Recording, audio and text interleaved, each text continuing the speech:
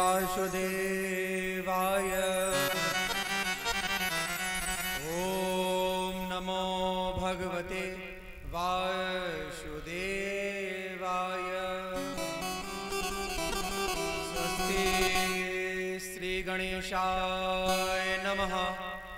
श्री सरस्वते नमः। श्री गुरु चरण कमलेभ्यो नमः। श्री मात पितृयुगल चरण कमलेभ्यो नमः। वंदे राधिकां देवीं किशोरीं माधव स्वामिनी। श्यामां गजगामिनीं चैव त्रिभुवन मोहन मोहिनी। वंशी विभूषित करा नवनीरदाभा। पीतांबरा तरुण बिंब फलाधरोष्ठा। पूर्णेन्द्र सुंदर मुखादरविंद नेत्राभ्याम। कृष्णात् परम किमपि तत्त्वहं न जाने। बरसाने की राधिका नंदगांव को श्याम। इन दोनों के चरणन में मेरो कोटि कोटि प्रणाम। जन्मादस्य तो अन्वयादितर्तस् चारुकेष्वभिज्ञ स्वराट्। तेनेव ब्रह्म हृदयादि कवये मुह्यन्ति यत्र सूरयाः। तेजो वारिमृदां यथा विनिमयो यत्र त्रिसर्गो अमृषा। धाम्ना स्वेन सदा निहस्तकोकं सत्यं परं धीमहि। गुरुर्ब्रह्मा गुरुर्विष्णु गुरुर्देवो महेश्वरा। गुरुर्साक्षात् परं ब्रह्मा तस्मै श्री गुरुवे नमः। आइए हनुमंत विराजिए कथा कहो मति भाव अनुसार। प्रेम सहित गाधी धरो विराजिए पवन कुमार। नमस्कार गणराज को नमन सार दे मां। नमस्कार गुरु चरणन में अब लाज तुम्हारे हाथ। आए हो तो प्रेम से लो हरि का नाम। सब भक्तों को राधा नंदन अनिरुद्ध की जय जय राधे श्याम। जय जय सीताराम।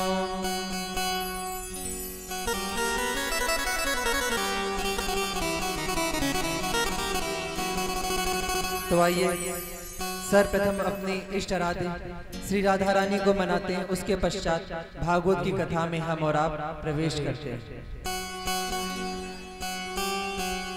श्री मुनीन्द्र वृंद वंदिते त्रिलोक शोक हारिणी। प्रसन्नि वक्त्र पंकजे निकुंज भूविलासनी। ब्रजेंद्र भानु नंदनी ब्रजेंद्र सून संगते। कदा करीहसि हमा कृपा कटाक्ष भाजनम। कदा करीहसि हमा कृपा कटाक्ष भाजनम। अशोक वृक्ष वल्लरी वितान मंडपस्थिते। प्रवाल बाल पल्लवा प्रभारुणादि कोमले। वराभय स्फुरत करे प्रभूत संपदालये सदा करी सी हमा कृपा कटाक्ष भाजनम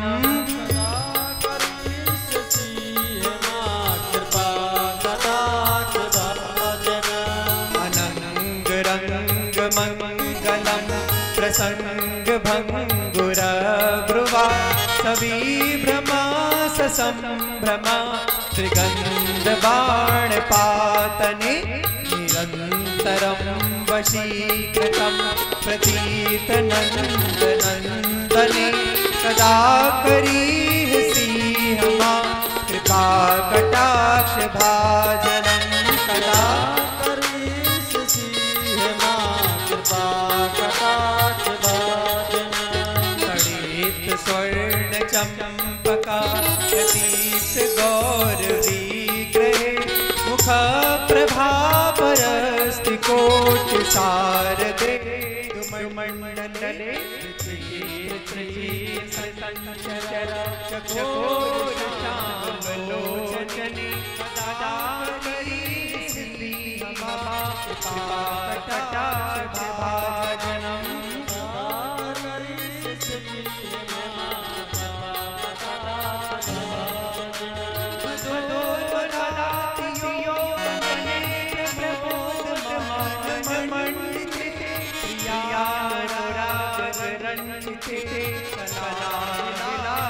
पंडिते अनन्य कुंज राज काव्ये गोपिते सदा करीहि हमा कृपा कटाक्ष भाजनम करीहि हमा कृपा कटाक्ष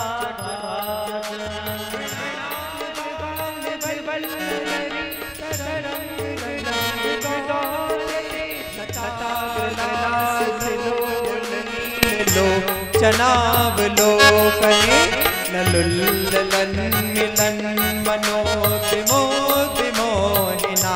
श्रिते सदा करीहि हमा कृपा कटाक्ष भाजनम सदा करीहि हमा कृपा कटाक्ष भाजनम सवर्ण मालिकांचिता त्रिरेख कुंभिकंठगे त्रिशूत्र मंगली गुणा त्रिरथदीत दीगदे सलोल नील कुंतले प्रसून गुक्ष गुप्यते सदा करीहि हमा कृपा कटाक्ष भाजनम सदा करीहि हमा कृपा कटाक्ष भाजनम नितंब बिंबलम पुष्प मेखला गुणे प्रशस्त रत्न किंकड़ी कलाप बद्ध